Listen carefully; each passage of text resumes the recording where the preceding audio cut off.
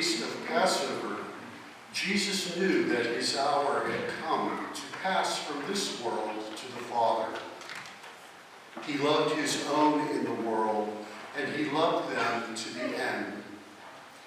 The devil had already induced Judas, son of Simon Iscariot, to hand him over. So, during supper, fully aware that the Father had put everything into his power, and that he had come from God and was returning to God, he rose from supper and took off his outer garments. He took a towel and tied it around his waist. Then he poured water into a basin and began to wash the disciples' feet and dry them with the towel around his waist. He came to Simon Peter, who said to him, "Master, are you going to wash my feet?" Jesus answered and said to him, "What I am doing, you do not understand now, but you will understand later." Peter said to him, "You will never wash my feet."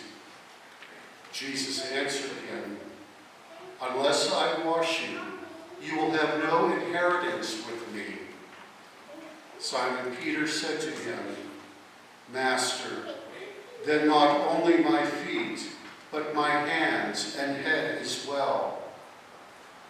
Jesus said to him, "Whoever has bathed has no need except to have his feet washed, for he is clean all over. So you are clean, but not all." For he knew who would betray him. For this reason he said, "Not all of you are clean." So when he had washed their feet and put his garments back on and reclined at table again, he said to them, "Do you realize what I have done for you? You call me teacher and master, and rightly so, for indeed I am. If I, therefore, the master and teacher, have washed your feet, you ought to wash one another's feet. I have given you a model to follow, so that as I have done for you, you should also do." The Gospel of the Lord. Praise to you, Lord Jesus Christ. What is so good for us to be here on this very sacred night. These next 3 days are so important to renewing our faith and our commitment to Christ. Notice that the Eucharist has so much more meaning than some Christian communities give it. For many, it's a memorial, it's a remembrance. But the Gospel reminds us tonight that it's far more than that. Today we recall Jesus giving us the priesthood to carry on his divine presence. Not just in bread and wine, but in us. The Eucharist is not intended to remain outside of us, but to be who we are, who we become. We are what we eat. The Scripture was foreshadowing the Eucharist long before Christ was born. The manna in the desert, the Seder meal we hear tonight, all foreshadowing the great gift of Jesus himself to us. And when he says, "This is my body, this is my blood," there is an invitation of intimacy, a union between humanity and the divine. A union that's meant to be lived, not just celebrated, not just remembered, but lived. So he washes the disciples' feet And he says, as I have done, so you must do. And hours later, what does he do? He suffers and dies for us.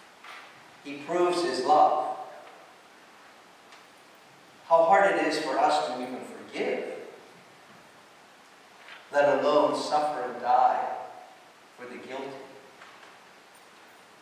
So, when we celebrate the Eucharist, it doesn't end at communion. It just begins. Not so much here, but in some places, believe it or not, people leave at communion. Now, I'm sure they're running out to wash someone's feet. And if that's the case, then they should go. But when we leave the Eucharist, we are leaving to be Christ in our world. To be Him in loving service to others. To make a difference in the world. And if that is not our intent, then we have really not received the Eucharist. Oh, we received it on our tongue. We received Him in our mouth. But has He settled into our soul? The true test of that is whether we are different when we leave Him. Whether we're on fire with the love of Christ. Whether we are instruments of His change in our world. To love, to be loved. So, we wash feet this night to remember, but also to recommit ourselves. It's not just a sign or symbol. It's the life we are called to live.